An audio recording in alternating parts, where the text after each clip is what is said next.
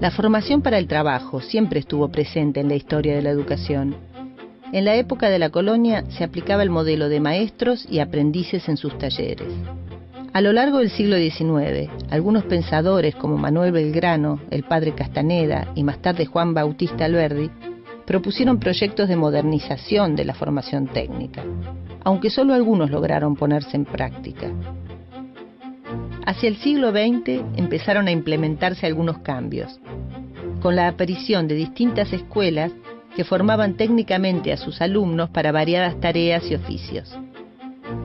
En el año 1890, el presidente Carlos Pellegrini fundó la primera escuela de comercio del país, la Escuela Superior de Comercio, que hoy lleva su nombre. En 1909 aparecieron las escuelas de artes y oficios, exclusivamente para varones. Años más tarde se crearon las primeras escuelas profesionales para mujeres. Para ingresar a ellas se requería tener aprobado el 4º grado de la escuela primaria. Luego de 3 años, las egresadas obtenían un certificado de aptitud. Siguiendo el modelo de instituciones alemanas y francesas, las escuelas industriales tenían como fin la formación de técnicos. Para el ingreso era necesario haber completado la escolaridad primaria, y el plan de estudios se extendía a 6 o 7 años.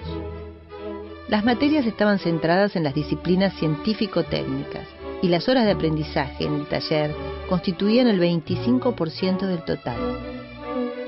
Algunos de los títulos que se podían obtener eran los de técnico en mecánica, en electricidad, en química y en construcciones, civiles o navales.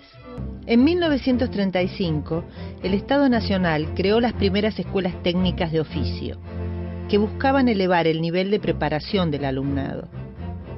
Las 4 especialidades que se dictaban eran electricidad, herrería, carpintería y construcciones. El tiempo dedicado al aprendizaje en taller llegaba al 50% de las horas de estudio. Quienes egresaban de las escuelas técnicas de oficio recibían el título de obrero especializado en la disciplina cursada.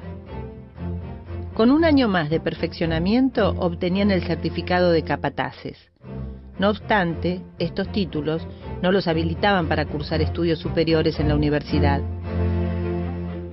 A mediados del siglo XX, la formación técnica comenzaba a consolidarse, aunque todavía predominaba la enseñanza humanística en la cultura tradicional escolar.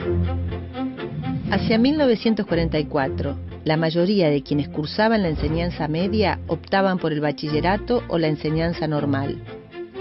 La enseñanza técnica acaparaba solo el 16% de los estudiantes, un porcentaje bajo para una población que se venía triplicando desde el 1900. Era una sociedad que mutaba y se proyectaba hacia un futuro en el que la ciencia, la técnica y la industria serían las estrellas. Comenzaba a popularizarse el uso de la radio y el automóvil. De a poco, los hogares empezaban a poblarse de electrodomésticos. Pero estos avances también generaban nuevos problemas, ya que muy pocos manejaban estos saberes técnicos con la debida experiencia. La enseñanza de estos conocimientos quedó mayormente relegada a academias e instituciones privadas, que ofrecían cursos breves para quienes querían capacitarse en estos nuevos oficios.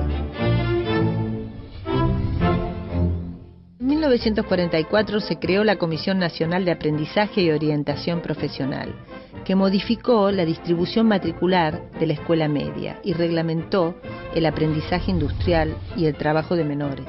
La medida incluyó la creación de escuelas fábrica. Por primera vez, la educación pública reformuló la figura del aprendiz. Los alumnos debían tener entre 13 y 18 años y a lo largo de 2 ciclos de 3 años aprendían tareas relacionadas con distintas actividades fabriles. Del segundo ciclo, llamado perfeccionamiento técnico, se egresaba con el título de técnico de fábrica. Los alumnos recibían gratuitamente los uniformes, los libros y todo tipo de útiles o herramientas. Les otorgaban becas para sus gastos y también almorzaban en las escuelas fábrica, en las que se ponía el énfasis en saber hacer. En 1953 se inauguró la Universidad Obrera Nacional, con sedes en Buenos Aires, Santa Fe, Rosario, Córdoba, Mendoza, Tucumán y Bahía Blanca. A partir del gobierno de Arturo Frondizi, en 1958, el desarrollismo reinstaló una educación técnica más orientada a materias humanistas, por lo que se volvió a la idea de separar teoría y práctica. A partir de 1976, la dictadura cívico-militar inició un proceso de desguace de la educación orientada a la formación laboral, en paralelo a las políticas económicas neoliberales. La década de los 90 fue la época de mayor destrucción de la escuela técnica. Junto con la sanción de la Ley Federal de Educación número 24.195, se crearon nuevos modelos, aunque sin ninguna clase de red de contención institucional ni social. Los principales espacios de formación pasaron a ser las empresas, mediante formas de explotación laboral y sin el reconocimiento de los derechos sociales.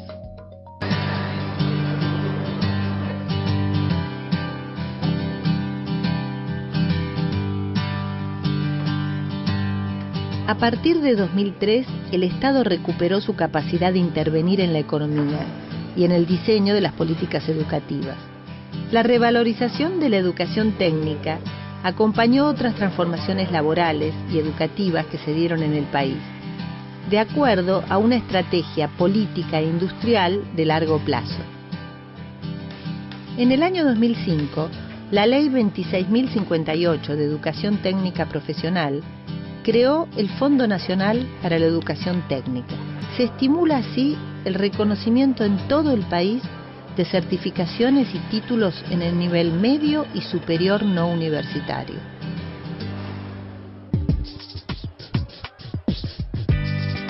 En la actualidad, uno de los objetivos de la educación pública se orienta a la formación técnica y a generar oportunidades para los sectores más vulnerables.